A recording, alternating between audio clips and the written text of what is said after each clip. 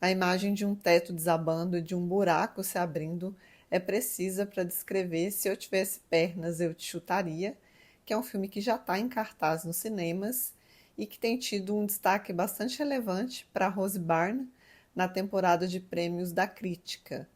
Até porque é um filme que tem muito destaque para Rose Byrne, já que ela interpreta a protagonista dessa história e de fato é uma atuação que ela tem um mérito muito grande e suas qualidades, porque é uma personagem que está num estado de desassossego, de esgotamento, de angústia.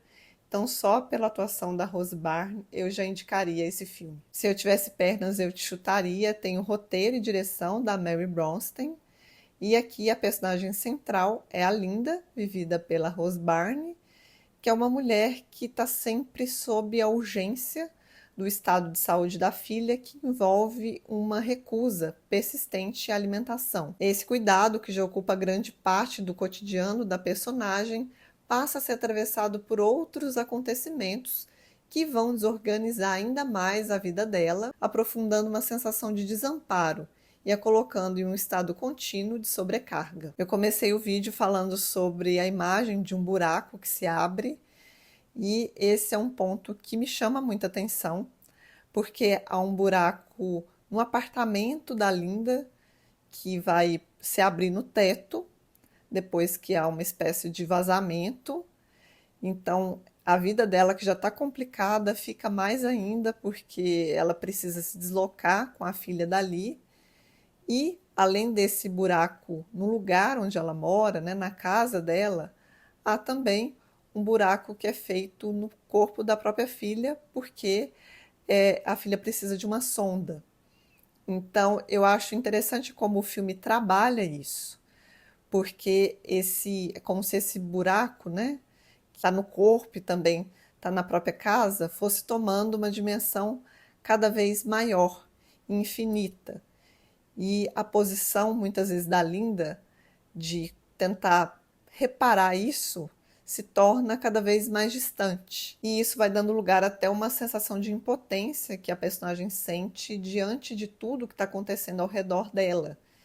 E eu acho que essa metáfora dos buracos, né, que ali também se torna literal, ela é importante para a gente entender também o contexto da personagem e a maneira como ela se sente diante das situações que estão acontecendo ao redor dela. Então, o buraco no teto não é apenas um problema estrutural do apartamento, já que ele pode refletir essa imagem angustiante de um corpo que não se fecha e, consequentemente, de uma maternidade que vive em estado permanente de emergência. Além dessa questão de saúde da filha, tem outros problemas que também vão atravessar a vida da Linda, como essa questão do apartamento, do teto que desaba, a ausência do marido, já que ele parece não ficar muito em casa, e também a própria profissão da Linda, já que ela é terapeuta.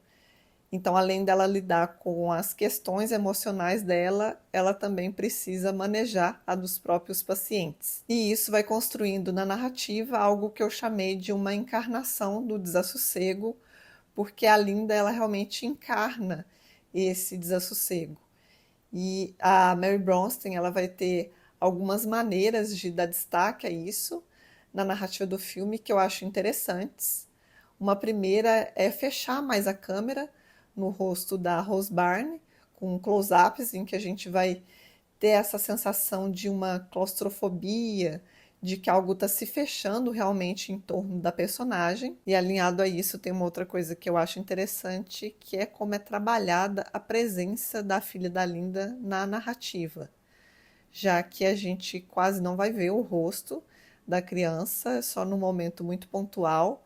Grande parte do tempo a gente vê, por exemplo, um pedaço da mão, mas a gente vai escutar a voz dela, que é uma voz que está sempre demandando alguma coisa. E além desse som da voz da criança, tem também o barulho da sonda, que vai estar sempre ali sinalizando alguma coisa durante a noite.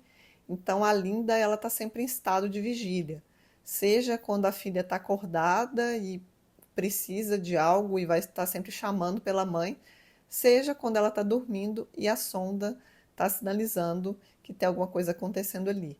Então é isso que nunca dá lugar para um descanso. Ela está sempre em estado de vigília. E diante de tudo isso que a Linda está vivendo, o filme vai articulá-la a dois afetos que são centrais, que são a culpa e o desamparo. A culpa associada até à própria condição de saúde da filha, que ela vai se sentir até responsável de alguma maneira. Depois a gente vai entender um pouco como que isso se localiza na própria maternidade para ela, e o desamparo por ela não saber o que fazer diante disso tudo que está acontecendo. Então ela vai se perguntar o que fazer diante dessa condição de saúde da filha, que a filha precisa ganhar peso para tirar a sonda, mas que esse peso parece que nunca é alcançado, diante dessa situação do apartamento. Então, até as coisas que parecem mais resolutíveis, elas vão se tornando mais difíceis e quase impossíveis de serem resolvidas. Vem daí, então, o desamparo que a Linda sente.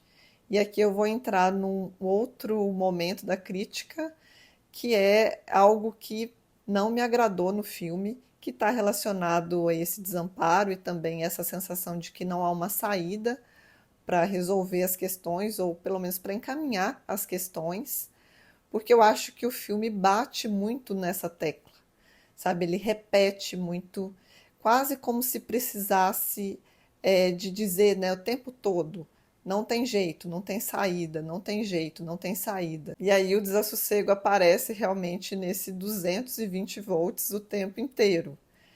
E, por exemplo, tem o espaço terapêutico, né? A Linda, ela é terapeuta e, além de ser terapeuta, ela também é paciente. E nesse espaço, muitas vezes ela vai atender, quando ela já está mais num grau de exaustão maior, ela vai atender quase dormindo, e o próprio terapeuta dela também aparece como uma figura muito mais burocrática do que alguém que parece ter interesse em manejar, né, aquilo que a Linda está trazendo, né, o caso dela. Então, esse espaço terapêutico que está inserido na narrativa, eu penso que ele poderia sim ter alguma função de deslocamento, ainda que pontual, diante de tudo isso que está acontecendo com a Linda.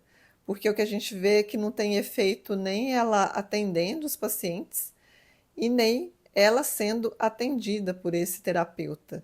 Então se torna também um lugar quase caricato, que repete as mesmas coisas que a gente já viu acontecendo ao redor dela, que eu acho que desperdiça uma chance de haver ali algum tipo de respiro diante de tudo isso. E aí eu fico pensando que, ao recusar qualquer respiro, qualquer pausa, o filme perde a oportunidade de tornar o desamparo um processo e não só algo que se repete constantemente. E o que resta então é a demanda pela demanda, sem nenhum intervalo. Intervalo que poderia permitir a nós, espectadores, e a própria narrativa nos deslocarmos minimamente. Então é isso, eu gostei do filme, mas com essas ressalvas, porque eu acho que esse 220 volts o tempo todo, ele enfraquece um pouco a narrativa e até a própria construção da personagem. Mas, como eu disse, é um filme muito interessante para a gente ver essa atuação da Rose Byrne, que de fato é o destaque. E eu vou ficando por aqui, a gente se vê nos novos vídeos do canal. Um abraço e até a próxima!